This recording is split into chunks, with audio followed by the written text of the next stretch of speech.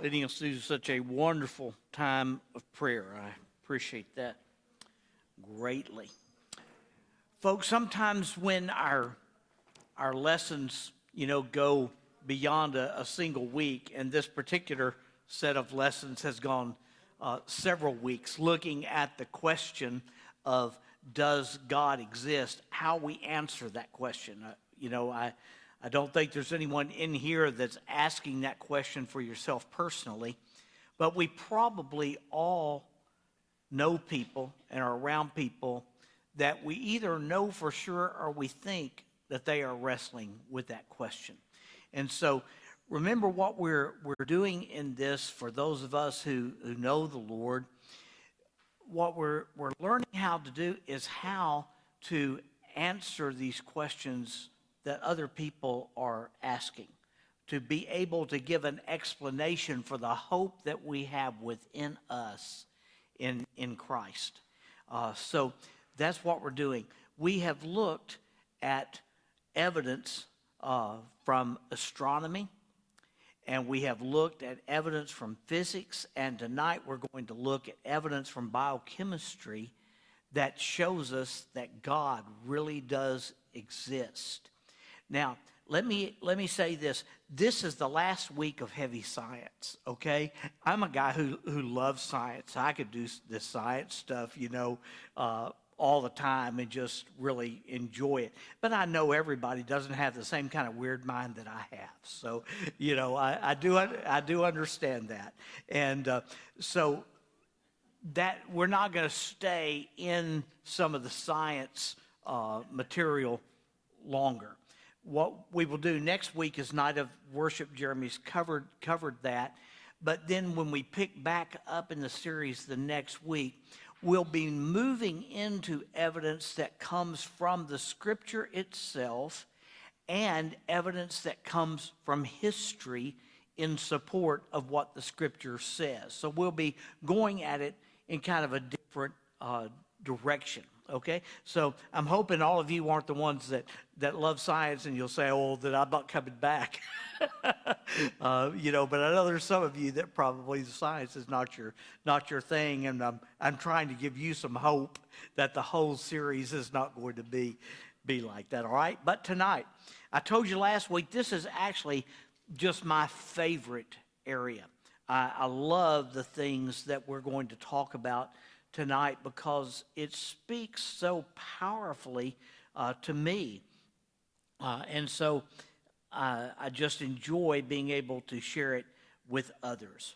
An expanded translation of Romans 1:20, the very first part of it, says this: "For since the creation of the world, God's invisible attributes are clearly seen, being understood by means of the things that are made." The things that are made reveal the invisible attributes of God. Now, we have seen how that is true as we look through a telescope at the things that God has made. We have looked at our planet, at the solar system, our galaxy, and the universe as a whole. And as we've looked at them, we see that the more we learn about each of them, the more they testify that they could not have formed by chance. They were the product of intelligent design. They were created, and everything about them cries out, "God made me." Now, while the universe viewed through the telescope gives striking evidence of the Creator, seeing the world through a microscope yields even more startling evidence. Today, we're going to examine the evidence from the field of biochemistry, the area of science that has the privilege of looking and examining the living cell and its own universe of molecules and atoms. I again want to acknowledge my indebtedness to Lee Strobel in his book, The Case for a Creator. A few of you have told me that you are reading that right now, and I'm glad. In the writing of that book, or in prep for writing that book, Lee interviewed Michael Behe. Michael Behe earned a degree in chemistry with honors from Drexel and a PhD in biochemistry at the University of Pennsylvania.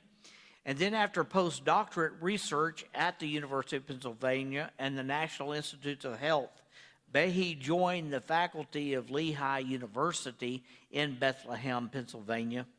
And most of the technical scientific information that I'm going to share with you tonight relative to the living cell comes from Dr. Behe. So this is not just a preacher's perspective of this stuff. This comes from someone who knows 100,000 times more in this field than I would ever know. But we're going to look at the simple cell, specifically at bacteria, or at least what used to be called back in the days of Charles Darwin, and even back in some of our childhood or early years. How many of you have heard someone refer to the simple cell? Well, originally scientists thought the cell was simple not because they understood it, but because our ability to magnify an image was extremely limited. And so back a number of years ago, a cell appeared to just be a mass of jelly with some kind of a flexible casing around it, a kind of moving, multiplying jelly donut, if you will. It was somewhat mysterious, but scientists believed that as soon as they were able to peer inside it, as soon as they were able to magnify it enough that they could really see what was inside that cell, they believed its basic simplicity would be exposed for all to see.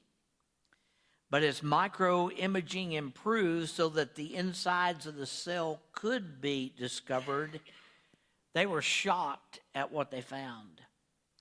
It takes about 10 million atoms to build a single typical cell.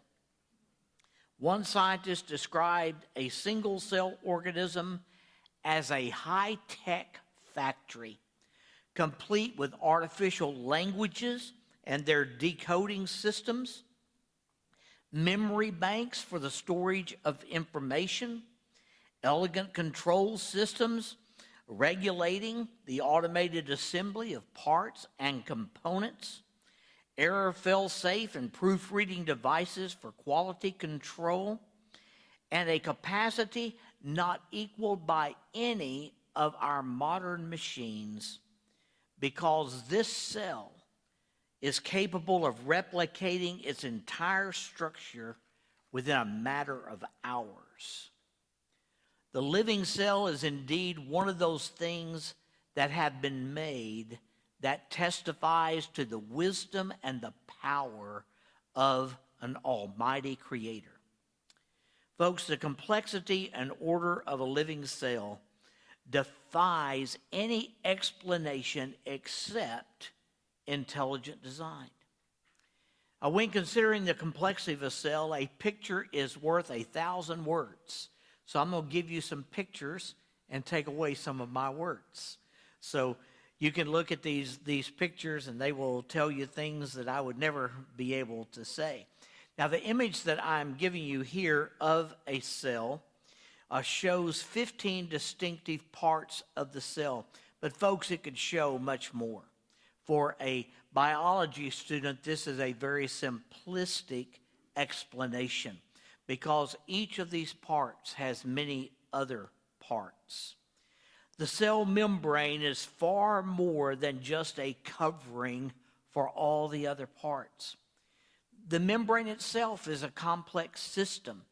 It has to let just the right things come into the cell, because there are things the cell needs to function, and the membrane has to recognize them and let it in. But it also has to keep the wrong things out that will destroy the cell or reduce its function. The nucleus is where the DNA, The DNA is the stored information for everything that the cell needs to know. And you know, our DNA, even more so than our fingerprints, is unique to each one of us. There are things that we have a lot in common in our DNA, but your DNA and my DNA would never match up. They are distinctive. And that DNA is in the nucleus of every cell in your body. Every cell is you and just you. It's got your DNA, your exclusive information. Now, a part called the endoplasmic reticulum processes proteins, and almost all the work that is done inside the cell is done by means of proteins. The Golgi apparatus is a way station for proteins until they are transported elsewhere, and we'll talk about some of this in a minute, but there are a lot of things moving around inside of a cell. And the Golgi apparatus is kind of a parking place until the things need to be moved where they're going to go. And the lysosome is a garbage disposal unit, because as the cell does its work, like anything else that does work, it produces waste. And something has to happen to the waste. And so there is a part of the cell that takes care of dispensing with the waste. The mitochondrion is the energy plant for the cell. It takes all the stuff we eat, the good stuff and the junk, that we eat. Our body processes it. Ultimately, that passes through our bloodstreams and gets to the cells. But then those particles have to get inside the cell. The mitochondrion takes that and converts it to energy that the cell can actually use to function and do its job. And there are many other parts also, each one necessary for the cell to live. The cell is run by hundreds of micro machines of the right shape and strength and with the right interactions between them. As Dr. Behe, that I talked about a little bit ago, says, life is actually based on molecular machines. They transport cargo from one place in the cell to another. They turn cellular switches off and on. They act as pulleys and cables. There are electrical cellular machines that let current flow, as in our nerves. There are manufacturing machines that build other machines, all out of proteins. Solar-powered machines capture the energy from light and store it in chemicals. Molecular machinery lets cells move, reproduce, and process food. In fact, every part of the cell's function is controlled by complex, highly calibrated machines. Now, not only is each molecular machine in and of itself a testimony of design, the vast number of them, the fact there's just so many, hundreds in a single cell, greatly multiplies the evidence. And then the fact that they all work together in harmony to accomplish the purpose of the cell makes the probability of the chance assemblage of these machines a virtual zero.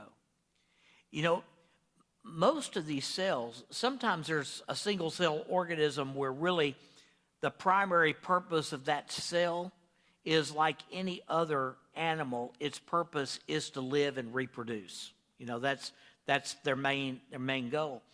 But when we talk about cells like are in our body, their purpose is not just to continue to live for their own sake, and their purpose is not just to reproduce. Now, they do live, although our cells have a time limit on a lot of them where they purposefully die off so that younger cells can take their place, and our cells have a support role for the body as a whole. Just take like our red blood cells. Most of us are familiar with those. What's the purpose?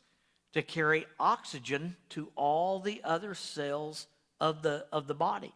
So our red blood cells aren't just trying to stay alive and multiply so that our veins are filled with nothing but red blood cells. No, they have a purpose of carrying oxygen to other cells to make the body as a whole function. And so all of these machines within the cell work not just to make the cell live and make the cell reproduce, but to do the job that particular cell is assigned. And how does it know what its job is?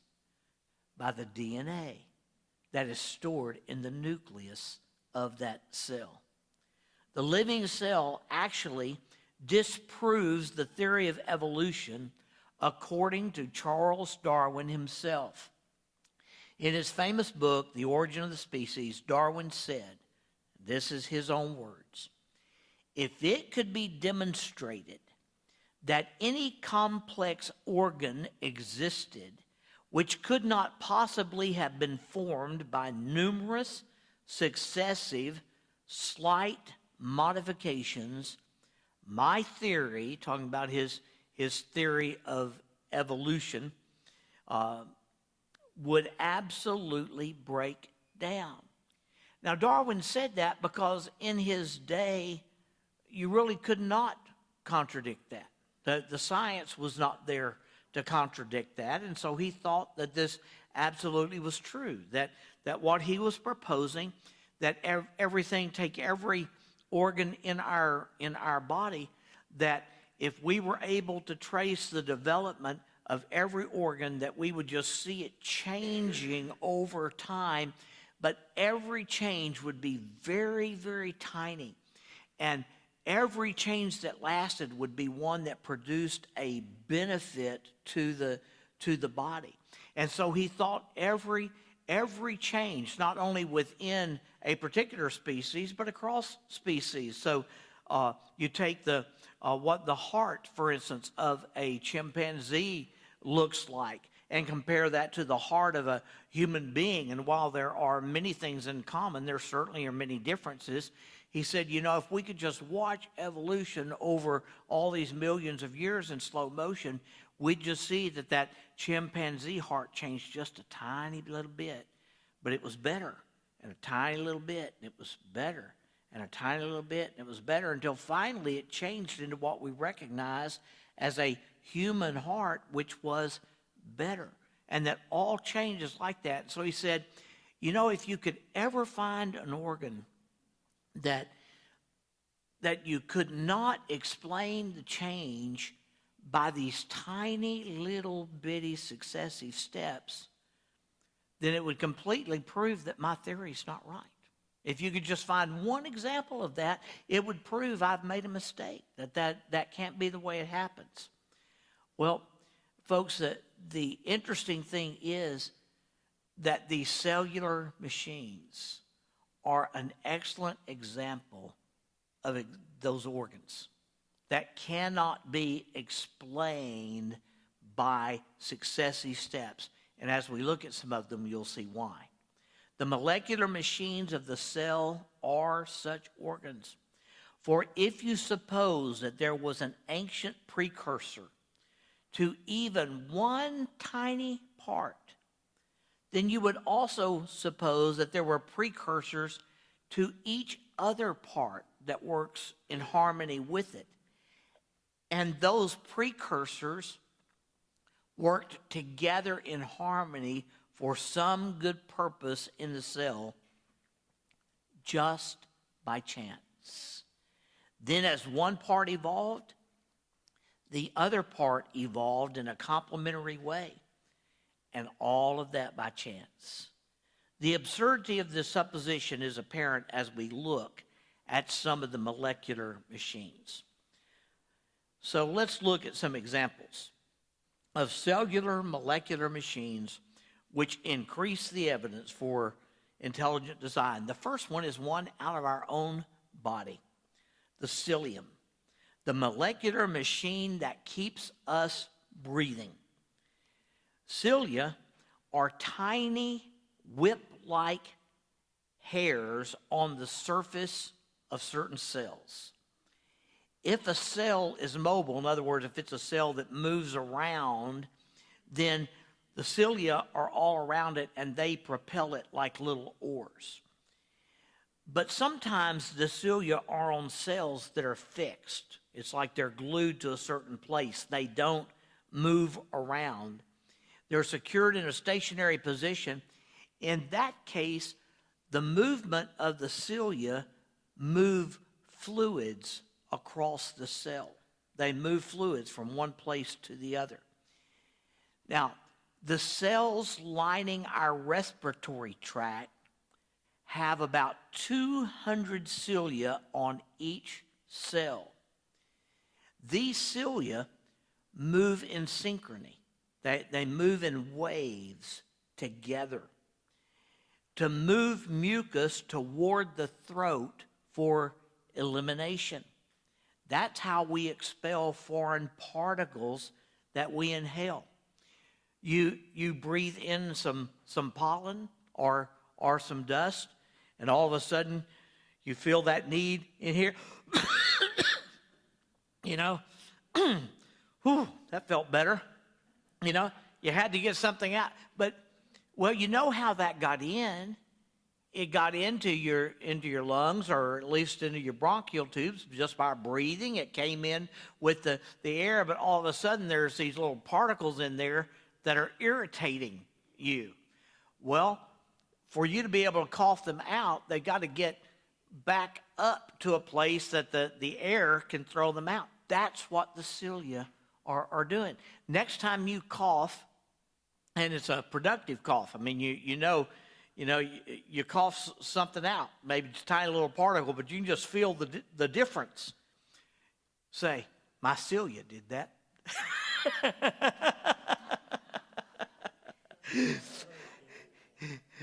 It's a part of God's intricate design that he would put in these cells, these cilia, that just are constantly moving the fluids across it throughout our respiratory system in order to get any foreign or harmful particles out of the lungs and even out of the bronchial tubes. Now, each cilium looks like a little hair, but it is far more complex than it appears on the surface. And every one, now remember, one cell has about 200 of these things, okay? Every one of these cilia, these little hair-like devices, have three parts.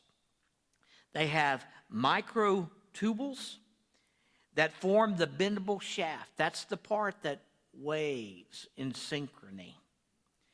They have Nexin linkers that bind the tubules together. And then they have a motor protein called dynein. Now, through a biochemical process that I can't explain and most of you wouldn't understand anyway, this motor protein, the dynein, pushes against the tubules, which bend rather than slide because they're bound together by the linkers. See, the design is perfect. I mean, it's like God thought of everything before he made us. Can you imagine that? Now, folks, we don't have to understand the biology or the chemistry to see the main point. The chance formation of just the parts through Darwinian evolution is virtually impossible, because each of these parts is absolutely useless without the other two. So if the tubules just by chance made a little change, and it was a good change, unless the linkers are modified with it And unless the dyning works with the change in order to still motor and to move the tubules, it doesn't work. All three of these parts and every tiny little part of them would all have to change at the same time. Yet, each of those is controlled by a separate chromosome. And so to have a mutation just by chance change one, well, it could change one, but it wouldn't change the other two. So Darwinian evolution, that explanation for how change happens in these things that are so finely designed, absolutely breaks down. Now let's look at the bacterial flagellum, which is an amazingly efficient molecular motor. Some of these one cells don't have cilia to move them. Some of them have this flagellum. Now, cilia act more like oars on the outside of the cell, but the flagellum is like a rotary propeller. Like a propeller just goes round and round, moves the boat forward. That's the way the flagellum is. The flagellum's propeller is long and whip-like, and this is attached to a drive shaft by a hook protein. Now, folks, all of this is made of proteins, which are atoms that are assembled in just the right way. They're a very complex, each one, a very complex assemblage of molecules. And all of this that I'm describing to you is just made out of these proteins. So the propeller is attached to a drive shaft made by a hook protein, which acts as a universal joint, allowing the propeller and the drive shaft to rotate freely. Several types of proteins act as bushing material to allow the drive shaft to penetrate the bacterial wall and attach to the rotary motor. Now, the propeller of the flagellum is 1/20,000th of an inch long. In other words, you could take 20,000 of these little propellers and line them all up long ways, and you'd have 1 inch. That's how tiny it is. Just made out of proteins. I mean, we're talking about tiny, tiny, tiny stuff. That's why they didn't know any of this when they were talking about a living, simple cell. They thought you just get a few of the right chemicals together and you zap it with a little electricity and you have a simple cell. But they didn't know that cell's full of hundreds of these very finely designed machines. So the motor that powers this propeller of the flagellum is 1/100,000th of an inch. You could take 100,000 of the little motors that drive it, and altogether they'd be 1 inch long. Now, get this. This blows my mind. The propeller of the flagellum can spin at a rate of 10,000 RPM. You know, most of your cars, you got a little gauge, you can see your RPMs, and if you get up above 4 or 5, you're hoping you don't burn your engine up. Now, today, the most sophisticated race cars, the highest performing race cars, can match or slightly exceed this RPM, but that's all. 10,000 RPM. But even the race cars can't do this next thing. Within 1/4 of a single rotation, running at 10,000 RPM, the propeller can stop and start spinning the other direction at 10,000 RPM. Try doing that to your engine. You won't try it but once.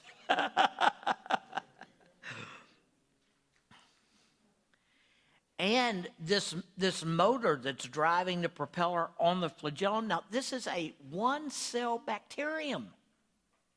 A one-cell bacterium. That's what we're talking about. Huh? Simple little thing. This motor doesn't just run all the time, or it's not just stop and go. It receives signals from the bacterium so that it can propel the cell toward food or light. Again, the complexity of this molecular machine testifies loudly of intelligent design. It takes more than 30 functional proteins arranged in precisely the right order to make a flagellum. The laws of probability argue strongly against any chance formation. Darwinists are at a loss to offer any reasonable explanation for how the flagellum or single-celled bacteria could have arisen through evolution. And that's because they were designed by a creator. And then, very interesting, is intracellular manufacture and transportation. Talking about manufacture and transportation, not between cells, inside the cell. We've already seen there are many intricate systems within the single cell, but none of these systems operate independently of the others. The ribosome in the cell is a collection of about 50 large molecules containing more than 1 million atoms. It's an automated factory that can make any protein that it is instructed to make by the DNA. Michael Denton, who was author of a book called Evolution, A Theory in Crisis, writes, "It is astonishing to think that this remarkable piece of machinery, which possesses the ultimate capacity to construct every living thing that has ever existed on the earth, from a giant redwood to the human brain, can construct all of its own components in a matter of minutes and is of an order of several thousand million times smaller than the smallest piece of functional machinery ever constructed by man." Behe continues, "Not only is the ribosome amazing, but now you're faced with the challenge of getting these new components into the right rooms where they can operate. In order to do that, you need to have another complicated system. First of all, you need to have molecular trucks, which are enclosed and have motors attached to them. You've got to have little highways for them to drive along. You've got to be able to identify which components are supposed to go into which truck. So there has to be a signal attached to the protein, sort of a ticket, to let the protein onto the right molecular truck. And the truck itself has to know where it's going. You've got to have a way for the cargo to get out of the truck and into the compartment. You've got numerous components, all of which have to be in place or nothing works. So what if the truck changes, but nothing else changes? If just by chance there's a mutation and the truck changes a little bit, but nothing else changes with it, then you have what most mutations are. You have something that is either deadly or harmful to the organism. That's why most mutations are either harmful or deadly, because they change something and all of a sudden that one thing won't work in harmony with everything else that is there. The cell has its own transportation system built in right inside. All of these parts to such a complex system could not arise by chance mutation and be preserved by natural selection at the same time to make a functional system. One final example, again from inside our bodies. A cellular system which offers strong evidence of intelligent design is the blood clotting cascade. Folks, every time we cut a finger, and then we try and get that bleeding to stop, and ultimately the bleeding does stop. That's just an example of the blood clotting cascade. Have you ever thought, how does that work? What makes that? I mean, the blood wasn't clotting in that finger before I cut it. Praise God, or wasn't clotting anywhere else. It was just running freely through my veins, through my arteries, my veins. So all of a sudden, I cut it, and now it clots. Well, the system of blood clotting involves a highly choreographed cascade of 10 steps. There are 10 steps that have to happen in sequence just immediately, one right after the other. 10 steps that use about 20 different molecular components. And you take away any one of those parts. Remove a step, remove a component, it doesn't work. Change a component just by chance, and it doesn't work. If one part is missing, if one part does not work, the result is disastrous. The key to the working of the blood clotting system is the regulation of the system. If you make a clot in the wrong place, say the brain or the lung, you die. If you make a clot 20 minutes after the blood is drained out of your body, you die. If the blood clot isn't confined to the cut, your entire blood system might solidify and you'll die. If you make a clot that doesn't cover the entire length of the cut, you die.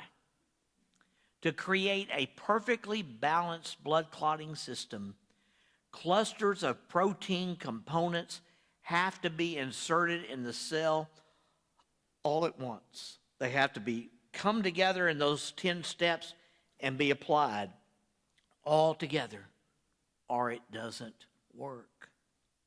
That rules out a gradualistic Darwinian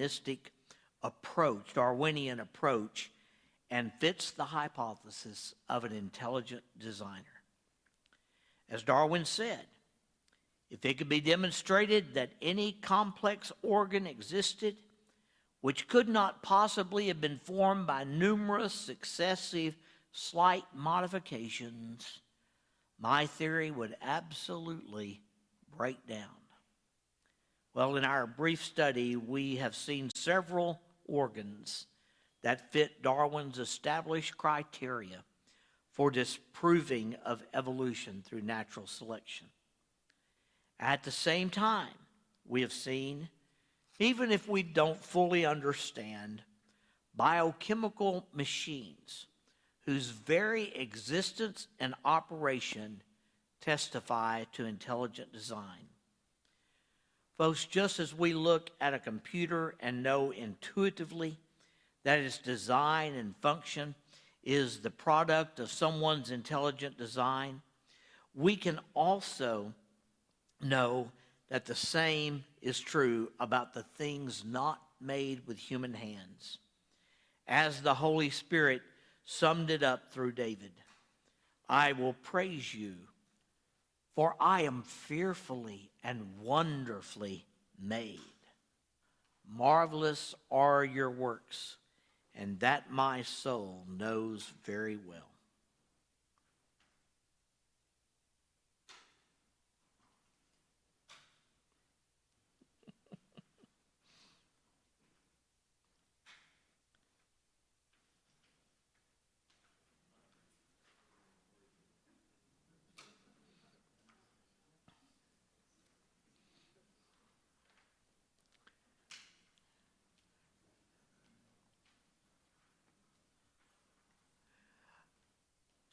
I have to weed out some of the things that Jeremy sends me.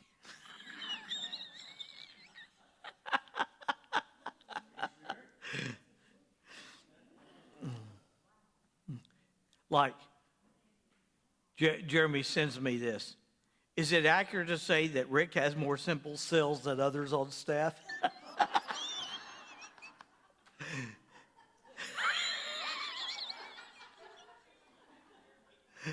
And here I am trying to be serious, and I get stuff like that, you know. Let's see.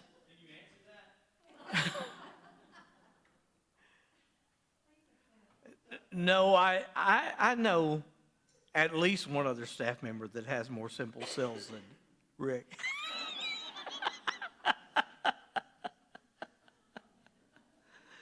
At least. What? Okay, more serious question. For the others in the room that may not understand this as well as you and I, how would they effectively use this to defend their faith? Or should we or they just point people to good resources? Well, actually, I think both of those are effective ways. You don't have to be able to explain as much detail as like what I've given you. What I've given you is not nearly as much detail as like the explanations that I read or studied. I've already simplified it some. You can simplify it more. And you can take just the basics. You can pick one of these examples that you find more easily understandable to you. And you can study that enough that you just get the basics of it down, and then have a resource that will back you up from someone who is credentialed in the area that can actually give a great bit of detail if somebody is interested in seeing it. But you can just use it in the way of an example. And you know, if you're talking to someone and they're, you know, basically they're asking, how in the world can you believe in God? I know you read your Bible and you believe the Bible, but I mean, apart from what you read in the Bible, why do you really think that a God exists? And you can say, well, you know, one of the things that really tells me that there's a God is just the complexity of life. I mean, you just take a cell.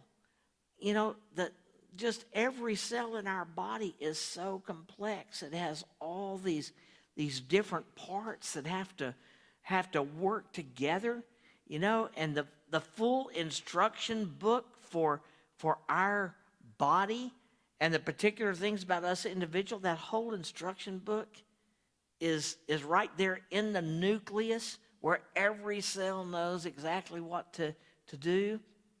And, you know, the cell lets the things that are good for it come in through the membrane, but it keeps out the bad stuff, and then it uses that to make what it needs. And it's just so complex that I don't believe there is any way that all of those parts could have come together and started working together like a machine just by chance. And then if they want to know more, if they say, well, where did you learn that? Or what makes you think the cell is that sophisticated? Then know a resource. And one resource is one of these that I've given you, the case for a creator. And this information is taken right out of one of those interviews. And I read you Dr. Behe's credentials. I mean, it'd be hard to have more impeccable credentials than he has. And I'll tell you what he is explaining, and he explains it in greater detail than what I explained to you. It will undergo an examination by anybody who's an expert in the field. And so, you know, you just know that resource. Get a copy of that book. Keep it, you know, just so if you're talking to somebody and you're using an illustration there, then you can get the book off your shelf and loan it to them for a while. You can find that part of the interview and mark it in there for them. You could pick out an illustration, one illustration, simplify it to where you can explain it. You don't have to explain it in as much detail as I've given it to you. I'm trying to give you a resource that you can use and you can go back to. But if I were talking to somebody just off the cuff, I wouldn't come back and give them all the detail about any of these. Number one, I wouldn't be able to remember every detail. But even the things I remembered, I wouldn't try to give as much detail as what I've shared with you. I would just give a broad outline of it. And then if they want to know more, I take them to the resources where they can see a credentialed person that they really can't say, well, what does he know? You know, I mean, they could say that about me. I'm a pastor. I'm a preacher. I'm not a credentialed scientist. But they can't say that about Dr. Behe. And they can't say that about the others whose testimonies we've been reading as we studied this about astronomy and about physics and things like that. So you can learn a basic part, share it, and then be able to connect them with the resource. And that's what I would suggest.